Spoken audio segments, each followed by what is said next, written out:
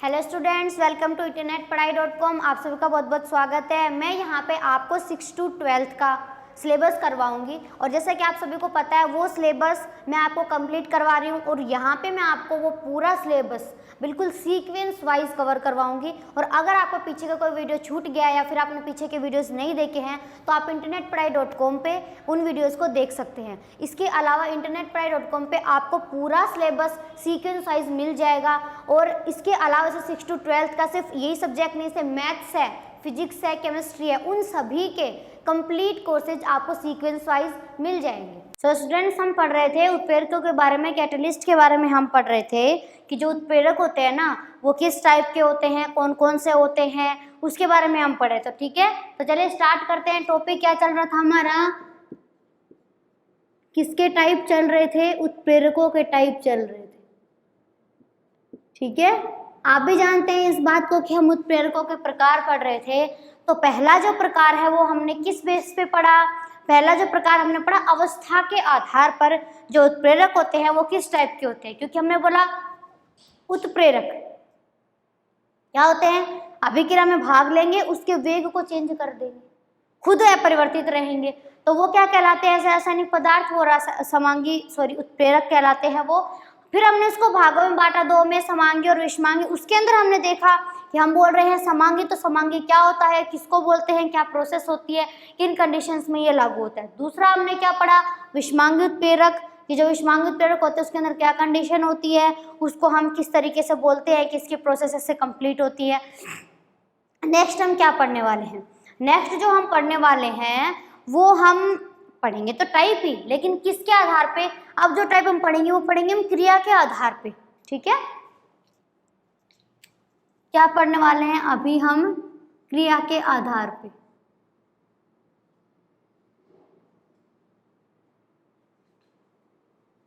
क्रिया के आधार पे उत्प्रेरकों के कितने टाइप होते हैं इसके बारे में हमने पढ़ना है। ठीक है, तो इसके टाइप्स देखेंगे बारी बारी से, फिर उसके बारे में हम पढ़ते चलेंगे कि एक जो वर्ड हमने बोला वो हमने क्यों बोला, उसका क्या मीनिंग है, उसके पीछे प्रोसेस जो है वो कैसे कंप्लीट होती है। ठीक है, तो इसके अंदर फर्स्ट जो टाइप हम ले रहे हैं वो क्या है, धनात्मक उत्प्रेरक।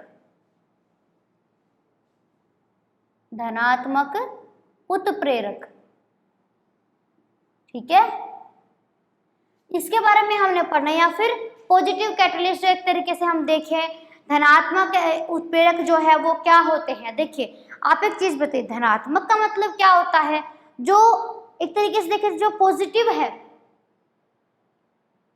जो भाग तो क्या लेगा, सीधी सी बात है, उत्प्रेरक है तो रासायनिक अभिक्रिया में शामिल तो होगा, लेकिन क्या करते हैं, जो रासायनिक अभिक्रिया के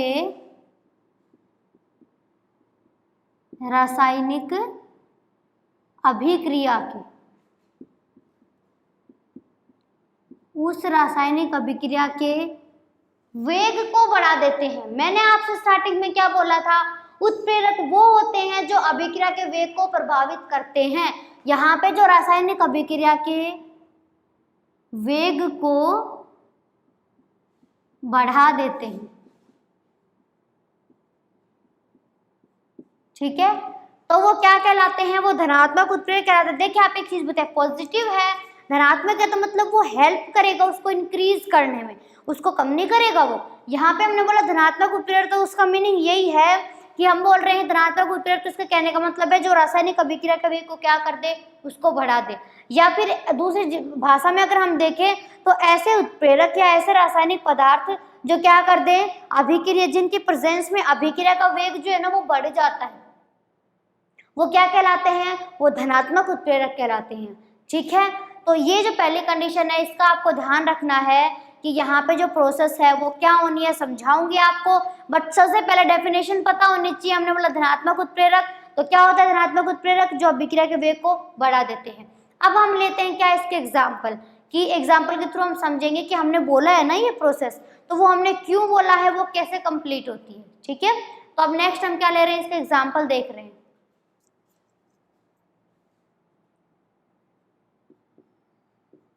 पोटेशियम क्लोराइड, ये उत्प्रेरक लीजिए, तो ये एग्जाम्पल पढ़ चुके, तोड़ा किसमें था, पोटेशियम क्लोराइड और ऑक्सीजन में, ठीक है। बैलेंस देखिए 2KCl 2KCl 3 दूनी 6 ऑक्सीजन 6 ऑक्सीजन, ठीक है। इसका मतलब समीकरण तो क्या संतुलित है।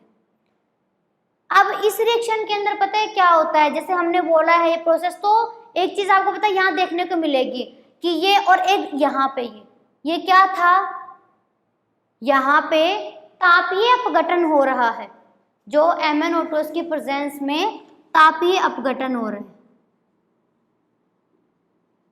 तापीय अपघटन हो रहा है, ठीक है।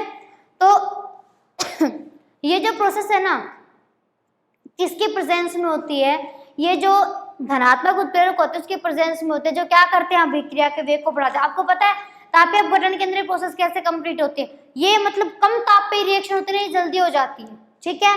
हमने क्या किया, जो KClO3 था उसका क्या क्या है, तापीय अपघटन किसकी प्रेजेंस में, मैग्नीज डाइऑक्साइड MnO2 की प्रेजेंस में किया है, उसको मिलाने पर क्या करते हैं, कम ताप पर ये जो अभिक्रिया होती है ना, ये कंप्लीट हो जाती है।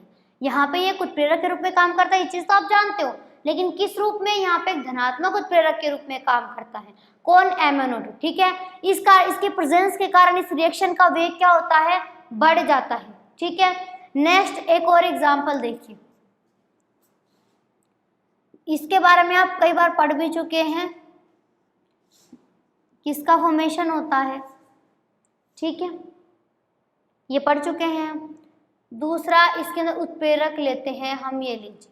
अब इसको बैलेंस करके देखते हैं, देखिए ऑक्सीजन कितने हैं, 4 हैं, 3 है ऑक्सीजन, तो इधर और तो कुछ नहीं जोड़ सकते, 2 जोड़ सकते हैं। अब देखिए 2 तो सल्फर, ये 2 हो गए। अब ऑक्सीजन 4 और 2 6, 3 दूनी 6, इसका मतलब समीकरण तो क्या है, संतुलित है, ठीक है। अब ये चीज देखिए, आपको पता है ये एग्जाम्पल मैंने यहीं पे इसलिए लिखवाए हैं, ये चीज तो आप पढ़ तो पहले भी चुके हो, लेकिन उनमें ना सिर्फ हमने जनरल चीज देखी थी कि हमने ऐसे बोला कि ये रिएक्शन जो है ना वो ऐसे कंप्लीट होती है। ये यहाँ पे मैंने इसलिए बताया क्योंकि यहाँ पे ये जो MnO2 और NO है ना, इनकी प्रेजेंस में क्या हो जाता है, इनकी प्रेजेंस के अंदर ये जो अभिक्रिया होती है उसका वेग बढ़ जाता है, ठीक है। अभिक्रिया के वेग क्या होता है, बढ़ जाता है। तो ऐसे उत्प्रेरक जो क्या कर दे, रासायनिक अभिक्रिया के वेग को बढ़ा दे, तो वो क्या कहलाते हैं, वो धनात्मक उत्प्रेरक कहलाते हैं। वही चीज मैं आपको बता रही हूँ, धनात्मक उत्प्रेरक क्या होंगे, जो रासायनिक अभिक्रिया के वेग को बढ़ाने में सहायता करते हैं, ठीक है। आप तो ध्यान रहेगी ये चीज। अब इतना समझ में आ गया होगा तो वीडियो को लाइक कर दीजिए, नहीं तो मुझे कैसे पता चलेगा कि आपको समझ में आ गया है। तो कंफ्यूजन है तो आप पूछ सकते हैं, और आपको ओवरऑल मेरा पढ़ाया हुआ कैसा लगता है ये भी आपको बताना है। और हमारे इस क्वालिटी एजुकेशन की इनिशिएटिव को ज़्यादा से ज़्यादा लोगों तक पहुंचाने के लिए आप वीडियोज़ को लाइक कीजिए, शेयर कीजिए, क्योंकि जितना ज़्यादा आप वीडियोज़ को लाइक करोगे, शेयर करोगे, उतनी ही जल्दी हमारे एक्सपर्ट की टीम आपको बाकी सभी सब्जेक्ट भी जल्दी से जल्दी प्रोवाइड करवाएगी। सो आप वीडियोज़ को ज़्यादा से ज़्यादा शेयर कीजिए और हमारे इस मिशन को सभी लोगों तक पहुँचाइए, क्योंकि आप पूरे इंडिया में से पहली बार हो रहा है कि पूरा कोर्स आपको फ्री ऑफ कॉस्ट प्रोवाइड किया जा रहा है। बस आपको पूरे जो वीडियोज़ उसको ज़्यादा से ज़्यादा शेयर करना होगा, ताकि हम आपको सभी सब्जेक्ट जो है वो कंप्लीट यहाँ पे करवा सकें। देखिए ये तो आ गया समझ में, क्या धनात्मक उत्प्रेरक जो होते हैं ना वो क्या होते हैं। अब इसी से रिलेटेड दूसरा टाइप क्या, सेकंड जो टाइप आता है वो है ऋणात्मक उत्प्रेरक।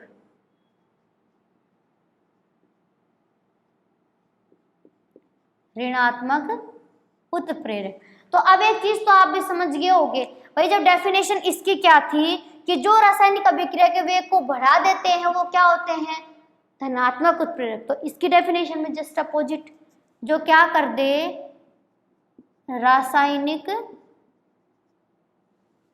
अभिक्रिया जो होती है उस रासायनिक अभिक्रिया के वेग को कम कर दे, जो क्या कर देते हैं, रासायनिक अभिक्रिया के वेग को कम कर देते हैं, उसको धीमा कर देते हैं, उसको मंद कर देते हैं। तो वो क्या होते हैं, वो ऋणात्मक उत्प्रेरक होते हैं। आपको पता है नेगेटिव चीज है तो नेगेटिव इफेक्ट डालेगी, पॉजिटिव है तो पॉजिटिव इफेक्ट डालेगी। तो आपको समझ में आ गया होगा, ये थोड़ा तो समझ में हिंट मिल गया आपको कि इसके अंदर क्या होना है, इसके अंदर जो अभिक्रिया का वेग को क्या किया जाएगा, कम किया जाएगा, एग्जाम्पल के द्वारा देखते हैं। देखिए परोक्साइड का एग्जाम्पल ले रहे हैं हम यहाँ पे। उत्प्रेरक लेना है कैसा, जो नेगेटिव इफेक्ट डाले। ये टूटता है जल में और ऑक्सीजन में। बैलेंस करके देखते हैं, हाइड्रोजन 2 हैं, ऑक्सीजन कितने हैं 2, यहाँ पर कितने हैं 3, यहाँ पे मैक्सिमम 1 से बड़ा 2, कितने हो गए 4 हाइड्रोजन, तो ये हो गए 4 हाइड्रोजन। ऑक्सीजन कितने वहाँ पे 4, 2 ऑक्सीजन 2 ऑक्सीजन, कितने हो गए 4, समीकरण संतुलित हो गई। दूसरी चीज यहाँ पे हमने बोला नेगेटिव इफेक्ट पड़ेगा, तो उत्प्रेरक यहाँ पे लेते हैं ग्लिसरॉल। क्या यूज लेते हैं, ग्लिसरॉल। ठीक है, अब इसके एक्सप्लेनेशन देखते हैं। हमने ऐसे बोला कि रिएक्शन होगी और उसके अंदर उत्प्रेरक जो होगा और रासायनिक अभिक्रिया के वेग को कम करेगा। ठीक है, अब जब इसके लिए क्या यूज हमने ग्लिसरॉल। अब एक चीज देखिए, यहाँ पे क्या होता है कि ग्लिसरॉल की प्रेजेंस में जो पेरोक्साइड होती है उसका क्या होता है, अपघटन होता है। उसके अंदर क्या होता है, अपघटन होता है। ठीक है, अपघटन की जो प्रोसेस होती है ना, यहाँ पे वो धीमी हो जाती है। किसके प्रेजेंस के कारण, ग्लिसरॉल के प्रेजेंस के कारण। ग्लिसरॉल के कारण क्या होता है कि पेरोक्साइड का क्या होता है, अपघटन होता है। तो इस कारण से क्या होगा, इसका जो अपघटन की जो दर है वो क्या हो जाती है, वो कम हो जाती है। किसके प्रेजेंस के कारण, ये जो ग्लिसरॉल हमने इसके अंदर मिक्स किया है इसके कारण, क्योंकि ये कैसे काम करता है, ये एक ऋणात्मक उत्प्रेरक की तरह काम करता है, अभिक्रिया के वेग को कम कर देता है। तो वो कैसे उत्प्रेरक होते हैं, वो ऋणात्मक उत्प्रेरक होते हैं, नेगेटिव कैटलिस्ट की तरह काम करते हैं यहाँ पे। तो इसका आपको ध्यान रखना है। अब तो आ गया होगा समझ में कि यहाँ पे क्या करता है, यहाँ पे इसके रेट को कम कर देता है। और एक चीज, यहाँ पे जो पेरोक्साइड है उसका क्या हो रहा है, अपघटन हो रहा है। तो यहाँ पे आपको पता है एक तरीके से हम यहाँ पे क्या कर देते हैं, थोड़ी सी मात्रा में, देखिए रिएक्शन कंप्लीट करनी है। दूसरा हम क्या पढ़ रहे हैं यहाँ पे, और भी तो एग्जाम्पल हम ले रहे हैं। एक और एग्जाम्पल हम देख रहे हैं यहाँ पे, उस एग्जाम्पल के थ्रू भी हम देखेंगे कि उसके अंदर भी कैसे, उसके अंदर की जो प्रोसेस है वो किस तरीके से होती है। ठीक है, तो दूसरा एग्जाम्पल हम ले रहे हैं क्लोरोफॉर्म का। अब उसके अंदर देखिए, ठीक है, बिल्कुल इसी के जैसे बताऊंगी। यहाँ पे तो आपको समझ में आ गया होगा। देखिए पेरोक्साइड है, उसका अपघटन हुआ है ग्लिसरॉल की प्रेजेंस में, जल में और वायु में टूटी है, ऑक्सीजन के अंदर टूटी है। ग्लिसरॉल यहाँ पे कैसे काम कर रहा है, ऋणात्मक उत्प्रेरक की तरह काम कर रहा है, अभिक्रिया के वेग को क्या कर रहा है, यहाँ पे वो कम कर रहा है। ठीक है, अब तो कोई कंफ्यूजन नहीं है। नेक्स्ट एग्जाम्पल ले रहे हैं हम किसका, क्लोरोफॉर्म का। ठीक है, ऑक्सीडेशन होगा, उत्प्रेरक लेंगे काम में, इसके अंदर क्या प्रोसेस होगी, COCl2 फोस्जीन। ठीक है, साथ में HCl निकलता है। अब इसके अंदर उत्प्रेरक लेते हैं हम एथिल एल्कोहल। ठीक है, अब ध्यान रहेगा ये रिएक्शन कि इसके अंदर ये क्या बनती है, ये फोस्जीन बनी है। क्या है ये, फोस्जीन है यहाँ। ठीक है, अब देखिए वायु की प्रेजेंस में O2 प्रेजेंट है, इसलिए बोला मैंने वायु की प्रेजेंस में कौन, ये क्लोरोफॉर्म है। ये क्या है, क्लोरोफॉर्म है। तो ये जो क्लोरोफॉर्म है वो क्या करता है, वायु की प्रेजेंस में जहरीली, फोस्जीन जहरीली गैस होती है, जहरीली गैस फोस्जीन जो है उसका फॉर्मेशन करती है, उसका निर्माण करती है, उसको बनाती है। इसीलिए इस अभिक्रिया को मंद करने के लिए इसके अंदर क्या मिलाया जाता है, इसके अंदर थोड़ी मात्रा में एथिल अल्कोहल जो है उसको मिक्स किया जाता है। ठीक है, ऊपर वाले रिएक्शन में हमने क्या किया था, हमने ऊपर वाली रिएक्शन जो है उसको मंद करने के लिए, उस अभिक्रिया को धीरे करने के लिए हमने क्या किया था, उसके अपघटन को कम करने के लिए उसके अंदर ग्लिसरॉल मिक्स किया था। अब देखिए आपसे अगर इसे पूछ लेना कि ऋणात्मक उत्प्रेरक के उदाहरण दीजिए, तो आप बता सकते हैं, एक तो C2H5OH हो गया और दूसरा ग्लिसरॉल हो गया। ठीक है, ऐसे भी पूछ सकते हैं आपसे, तो आपको डरने की जरूरत नहीं है। जब आपको ये समझा दे तो आपको इजीली याद रहेगा। अगर से धनात्मक पूछता है तो आप बता सकते हो ये MnO2 है और ये M। ठीक है, तो ये कौन सा हो गया, ये जो मैंने बताया आपको किसके क्रिया के आधार पर पढ़ रहे हैं हम, कौन से उत्प्रेरक के टाइप्स पढ़ रहे हैं, तो ये आपको समझ में आ गया होगा।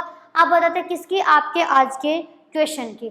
आपको ये बताना है, जैसे देखिए हम बहुत सी ऐसी चीजें होती है जो देखते हैं। आपको बताना है कि दूध से दही जो बनता है, दूध से क्या बनता है, दही बनता है, तो वो किस बैक्टीरिया के कारण होता है। कमेंट बॉक्स में कमेंट करके बताइए कि इस क्वेश्चन का आंसर क्या है।